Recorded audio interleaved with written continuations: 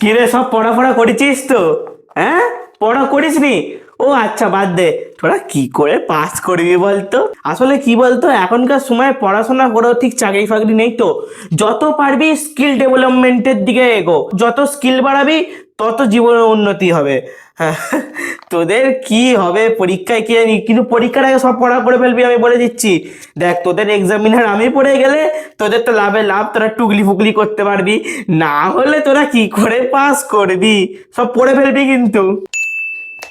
এই নে, সব এক একটা করে কোশ্চেন পেপার গুলো করে নিয়ে নিবি। আর কোনো রকম মাথা ঘোরানো আমার ক্লাসে যাবে না, ঠিক আছে? এই নে, সব এক একটা করে কোশ্চেন পেপার গুলো নিয়ে নে।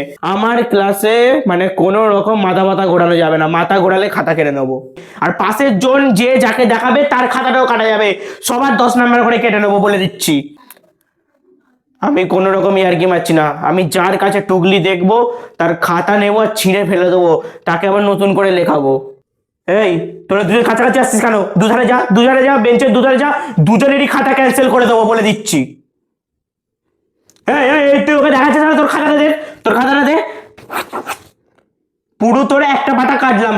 এবার আধ ঘন্টা পরে খাতা পাবি, ফের যদি দেখাস পুরো খাতা ক্যান্সেল করে দেবো। আমার কাছে ওইসব চলবে না।